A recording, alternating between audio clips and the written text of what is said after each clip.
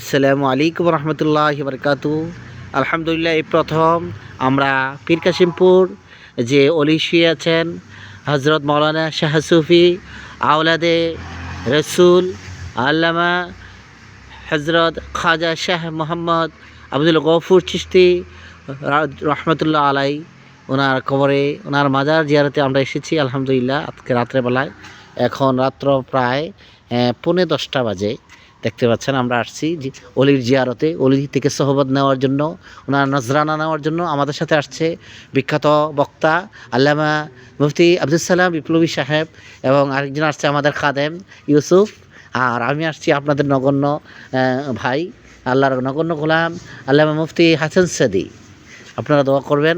আমরা এখন আসছি আমাদের পীর তরিকত মুফতি আব্দুল সালাম বিপ্লবী সাহেব আসছেন অলি থেকে সহবত নেওয়ার জন্য, মাজার অলির জিয়ারত করার জন্য। যা নেককার আল্লাহর অলি, তারা খাতিরে আল্লাহ যেন আমাদের দোয়া কবুল করে, আমাদেরকে কল্যাণের জীবন দান করেন, শান্তির জীবন দান করেন, বাংলাদেশকে শান্তি দান করেন, সুন্দর নির্বাচনের ব্যবস্থা করে দেন। এই দোয়ার জন্য আমরা এসেছি মাজার জিয়ারতে। আপনারা দোয়া করবেন, আপনারা অলির সাহবত নেবেন, জিয়ারতে আসবেন, তাহলে মন খোলাসা হয়ে যাবে। অলিদের মতন স্পষ্ট পিওর মন, পিওর মাইন্ড, পিওর জীবন আপনারা পাবেন অলির সহবতে, অলির দোয়ায়, অলিদের নজরানায় আল্লাহ তাআলা আপনাদেরকে দান করবে। এটা হলো আমাদের আব্দুল গফুর রহমতুল্লাহ আলাই, ওনার মাজার শরীফ। দেখতে পাচ্ছেন আমাদের অলির মাজার শরীফে আমরা এসে গেছি। মাশাআল্লাহ, অনেক সুন্দর মাজার। মাশাআল্লাহ, দেখতে পাচ্ছেন আমাদের আব্দুল গফুর চিশতি রহমতুল্লাহ আলাই, ওনার মাজার। মাশাআল্লাহ, দেখতে পাচ্ছেন আমাদের হুজুর আসছে, আমাদের আব্দুল গফুর সাহেব এখানে আছেন, আর মুফতি আব্দুল সালাম ইকলি সাহেব, আমাদের এই যে খাদেম ইউসুফ। দেখতে পাচ্ছেন এটা ভিতরের মাজারের অবস্থা। মাশাআল্লাহ, দেখেন মনে হয় জান্নাতের একটা টুকরো এখানে পড়েছে, জান্নাতুল ফেরদৌস থেকে। দেখেন কত সুন্দর। মাশাআল্লাহ, মাশাআল্লাহ, আল্লাহু আকবার, আল্লাহু আকবার, ইয়া রাসূলুল্লাহ, ইয়া ওলি আল্লাহ, ইয়া সুবহানাল্লাহ, আল্লাহু আকবার, আল্লাহু আকবার।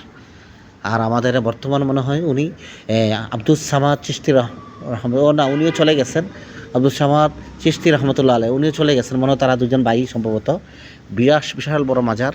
আল্লাহ তাআলা কবুল করুক, আমাদেরকেও তাদের মতো সহবতে, নজরানায় আমরা যেন তাদের মতো নেককার মানুষ আল্লাহ হতে পারি। আল্লাহ যেন এই অলিদের খাতিরে যেন আমাদের দোয়া কবুল করে, অলিদের মাজার জিয়ারতের কারণে যেন তাদের সহবত, তাদের তাজ্জু, তাদের নজরানা যেন আমরা পাই। আমরা দোয়া করব। এখন আমরা মাজার জিয়ারত করব। সবাই আমাদের জন্য দোয়া করবেন, বাংলাদেশের জন্য দোয়া করবেন। আর আমাদের আহলে সুন্নাত ওয়াল জামাত মোমবাতি চেয়ার একতারা এই ব্র্যান্ডগুলোতে সকল সুন্নিরা ভোট দিবেন, সকল সুন্নি একত্রিত হয়ে যাবেন আল্লাহর অলিদের খাতিরে। অলিদের দেশ, 360 অলি আর বাংলাদেশ, এই জন্য আমরা ভালোবাসি। আসসালামু আলাইকুম।